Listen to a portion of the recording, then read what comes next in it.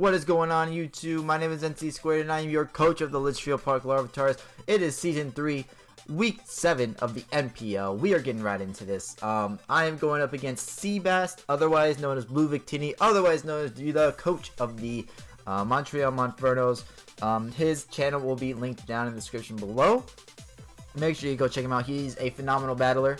I would say probably one of the top tier battlers in the league right now. He is in second place currently, behind and obviously number one Borussia Dark Rides. But let's get right into this because I kind of didn't really know what to do here.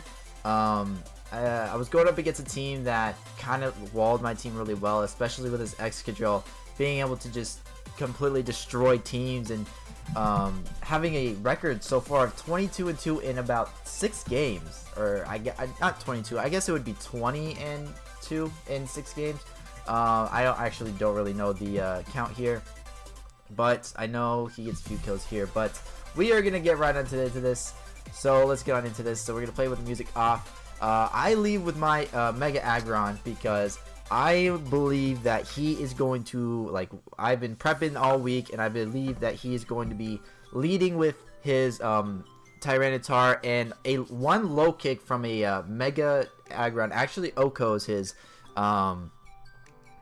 what's it called, his Tyranitar, if it's Choppleberry, if it's not Choppleberry. So he leads with his Golbat, which I didn't really see why he would lead with his Golbat. So I think he goes for Taunt here, or no, he goes for Super Bait, gets me at 50%. I go for Stealth Rocks here, get the rocks up. He goes out into his Excadrill, kind of fearing the Excadrill. I switch on to Mandibuzz, so he switches out into his Tyranitar. I go for the knockoff, and this is where I realized that he has a Z move. Knockoff is not able to knock off his Z item, unfortunately. You know, that would be great, but I do recognize that he does have the Z item. This is his Z Mon.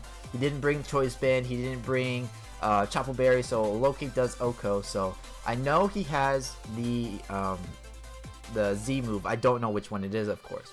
So let's continue. He goes for his Stealth Rocks. I go for Toxic on his Godzilla, which is a good play on my part because all he can do here is Stone Edge, and I just go for another knockoff, you know, just to get some damage off. Unfortunately, I don't outspeed here. Going to my Mega Aggron, predicting the Stone Edge again. He misses his Stone Edge, which is very unfortunate for him. I go and double into my Gyarados, predicting the Excadrill to come out, but he goes for his Firium Z. Now, he goes for an Inferno Overdrive.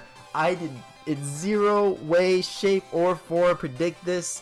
I was like, oh, let's just go out into Gyarados, get this attack drop, you know, maybe set up a D-Dance, maybe, because Waterfall does kill from this range from Toxic. So he goes for his Fire MZ, and it only does about, it only does about 20% to my Gyarados after Rocks. So again, I didn't really know how to predict it. I didn't really predict it. I just kind of like switched into Gyarados, thinking it was a good play. So Sandstorm subsided. I ended up going for I believe a substitute here. No, I just go for a straight Waterfall, and see what I can do. I believe this thing is a very special attacking Pokemon. So I switch down to my Goodra just to wall anything that comes at. He goes for Hidden Power, which I'm going to assume it's electric. He got a lucky crit there. Obviously, I don't think it really mattered. I have leftover recovery anyways. I go here and I miss my Dragon Tail, unfortunately, hoping to bring out something, you know, decent I can match up with. I go into my Mandibuzz. He goes for his Toxic. I know I don't outspeed this Golbat. He goes for Brave Bird. He takes some damage himself. Unfortunately, I had to sack off my Mandibuzz here.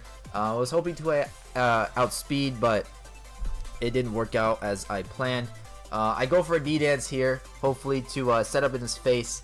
I was thinking about bringing Substitute this week, but I didn't really see it was worth it, because if he had brought his Keldeo out or his Shaman out, it would have been a very bad impact on the D-Dance, and of course the Substitute, it would have been worthless. But that's why I substituted substitute for Ice Fang here. So I go for Ice Fang here, and I get the kill, which is a very, very lucky kill. I think it was a high roll to kill at that point if he was like Eviolite, but he might have not been Eviolite. I don't know what he was. I totally forget what he was. Now I'm taking some serious damage here from my Toxic. Now here is where the fuckery happens. So I'm obviously +1 attack. I can do at least 30 to 49 damage here. So I believe that I'm going to do some major damage to this Pokemon. And I go for Earthquake and I get a crit. And I'm like, I'm literally in my chair, like putting my hands through my hair, and I'm like, what? I could win this. I could destroy this team. Gyarados just kind of runs through his team at this point. So after that, I do that, and I take some toxic damage. I do in fact die to toxic next turn. He goes into his Altaria, which is a great play on his part. I go out into but Brock's really helped me out here. But the hacks came in right here again. I go for Ice Fang. It gets at 5%, which it was a roll to kill at that range. But I obviously got a little bit of a low roll. Let's be English here, Nate. And I get the freeze, and I'm like, no way. There's no way that I got the freeze here. There's no way. I did not just get a crit and then I just got a freeze. There's no way. But it turns out he thought out next turn, and he goes for a return and kills me. So there was some pretty hacks here. Gyarados is definitely a force to be reckoned with. And so I know I noticed that, oh, he went for return. I'm thinking, this has obviously got to be a special, Altaria here. So I'll go on to Goodra. I go on to Goodra, and he just returns me, and I just, fall on the floor dead.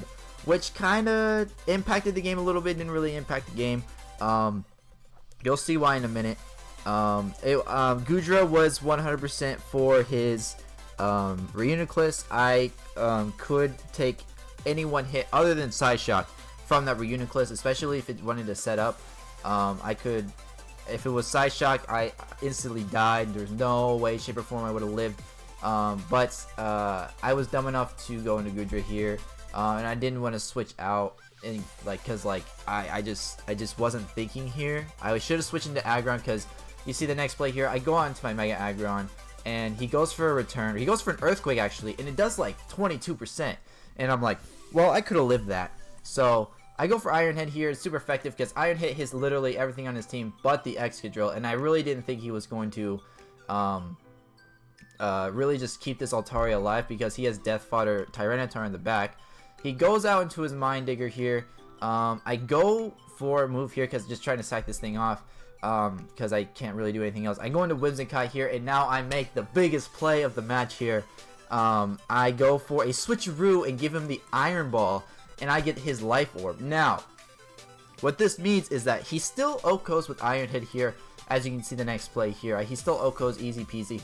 But what this happens is that he can no longer outspeed me with the sand.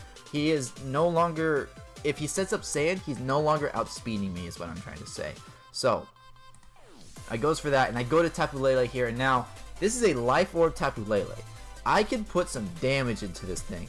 I'm pretty sure Focus Blast OHKOs from this range, especially if it's at 85%. It was a roll to kill from 100%, but I believe at 85%, it was a definite OHKO. And I miss the Focus Blast. And as you can see, Iron Head kills. And that's the match. We had a little bit of talk afterwards. He ended up being a Assault Vest Reuniclus. I do believe he would have won the match either way.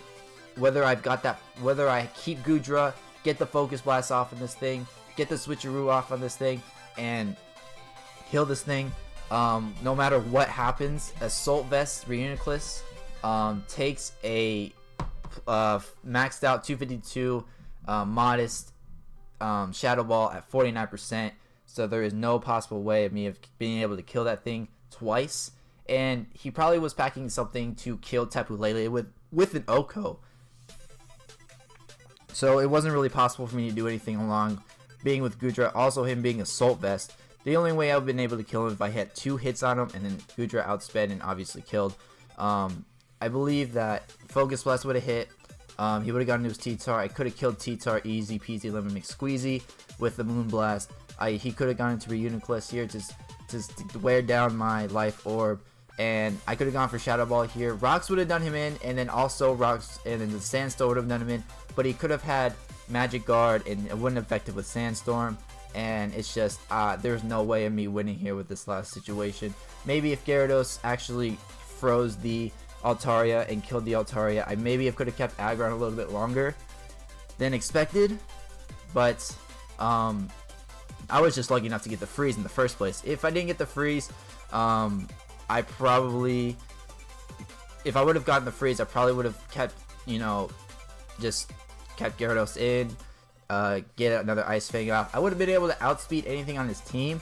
He probably would have sent in Tyranitar to kill me off. I would have got the Waterfall on him. It would have been done. It would have been over. But it's whatever at this point, you know.